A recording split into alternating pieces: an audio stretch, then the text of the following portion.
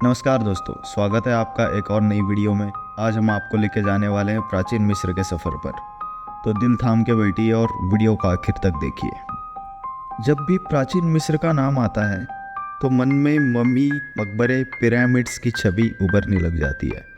मिस्र की रहस्यमयी कहानियों में सबसे प्रसिद्ध है किंग तूतनखामुन की मम्मी की कहानी।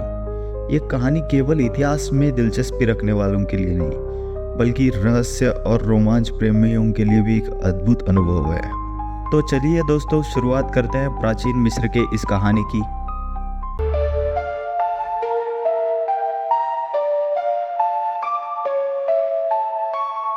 साल 1922 की ठंडी सुबह ब्रिटिश आर्कियोलॉजिस्ट हार्वर्ड कार्टर और उनकी टीम ने गीज़ा के रेगिस्तान में खुदाई के दौरान एक अद्भुत खोज की। महीनों की कड़ी मेहनत के बाद उन्हें ज़मीन के नीचे एक मकबरे के संकेत मिले। ये मकबरा 18वें राजवंश के सबसे कम उम्र के राजा तूतनखामुन का था, जो करीब 3200 साल से ज़मीन में दफन था। मकबरे का प्रवेश द्वार एक साधारण दरवाज़ा था, लेकिन उस पर मिस्र की प्राचीन भाषा में एक चेतावनी लिखी हुई थी। चेतावनी में साफ साफ लिखा हुआ था कि जो भी राजा तूतनखामुन की शांति भंग करेगा, उसकी मौत हो जाएगी। इस चेतावनी के बावजूद हार्वर्ड कार्टर और उनकी टीम ने मकबरे में प्रवेश करने का निर्णय लिया। मकबरे के अंदर का दृश्य अद्भुत था। सोने, चांदी और बेशकीमती रत्नों से भरे कई कमरे थे, लेकिन सबसे अधिक चौंकाने वाला दृश्य तब था जब हार्वर्ड कार्टर ने कमरे में प्रवेश किया। तूतनखामुन की मम्मी बेशकीमती सोने के कास्केट में लपेटी हुई थी। मकबरे के भीतर रहस्यमय सन्नाटे में एक अजीब सा डरावना वातावरण था। जैसे ही टीम ने मम्मी को छुआ, अजीब घटनाओं का सिलसिला शुरू हो गया। टीम के प्रमुख सदस्यों में से एक को अचानक गंभीर बुखार हो गया और कुछ ही दिनों में उसकी मौत हो गई। इस घटना ने सभी को हिला के रख दिया था, लेकिन खजाने की खोज की लालसा ने उन्हें रुकने नहीं दिया। कुछ ही महीनों में टीम के कई सदस्य रहस्यमयी परिस्थितियों में मारे गए। सबसे चौंकाने वाली मौत थी लॉर्ड जॉर्ज कारनवार की, जिन्होंने इस खोज के लिए फाइनेंस किया था। उन्होंने सबसे पहले तूतनखामुन की मम्मी को छुआ था और कुछ ही महीनों बाद एक अज्ञात बीमारी के कारण उनकी जान चली गई। लॉर्ड कारनवार की मौत के बाद शहर में अजीब अजीब घटनाएं होने लगी। एक रात कारनवार की बेटी लेडी एल्विन अपने पिता के मृत्यु के बाद पहली बार मकबरे में गई। वहाँ उन्होंने मम्मी के साथ कुछ समय बिताया और वापस लौटते हुए उन्हें अजीब सी आवाज़ें भी सुनाई देने लगी थी।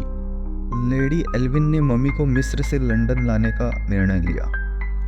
मम्मी को एक विशेष जहाज में लाया गया था, जिस जहाज को शापित जहाज कहा जाने लगा। यात्रा के दौरान जहाज में कई कर्मियों ने अजीब घटनाओं का अनुभव किया।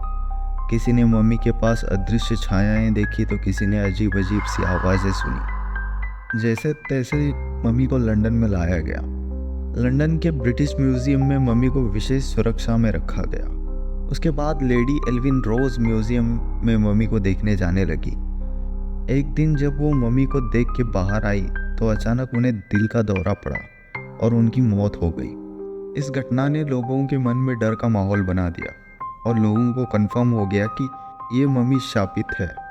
समय के साथ मम्मी को कई स्थानों पर प्रदर्शित किया गया, लेकिन हर बार अजीब और रहस्यमयी घटनाएं होती रही। एक दिन उस वक्त के मिस्र के राजकुमार अली कामिल और उनकी पत्नी मम्मी देखने पहुंच गए, लेकिन घर लौटते ही पता नहीं ऐसा क्या हुआ कि उनकी पत्नी ने राजकुमार की हत्या ही कर दी। कहते हैं कि मम्मी को देखने वाले कई लोग या तो पागल हो गए या किसी न किसी वजह से उनकी मौत हो गई।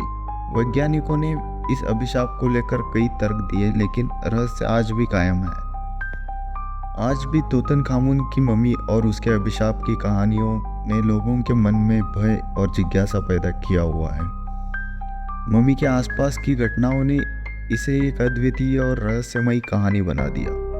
प्राचीन मिस्र की इस मम्मी ने इतिहास और आधुनिक समय के बीच एक अजीब सा संबंध बना दिया है, जो सदियों तक लोगों के मन में गूंजता रहेगा।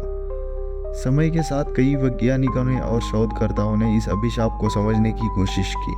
कई लोगों ने ये भी तर्क दिया कि मकबरे के अंदर बंद रहने के कारण विषैली फफूंदी और बैक्टीरिया विकसित हो गए थे जो मम्मी को छूने वाले के स्वास्थ्य पर विपरीत प्रभाव डाल सकते थे। लेकिन इस तर्क के बावजूद कई घटनाएं इतनी रहस्यमयी थी कि उन्हें केवल वैज्ञानिक दृष्टिकोण से समझना कठिन था। एक बार मम्मी को प्रदर्शित करने के लिए न्यूयॉर्क म्यूजियम में लाया गया। मम्मी के आगमन के बाद म्यूजियम में कई कर्मचारियों ने अजीब घटनाओं को रिपोर्ट किया।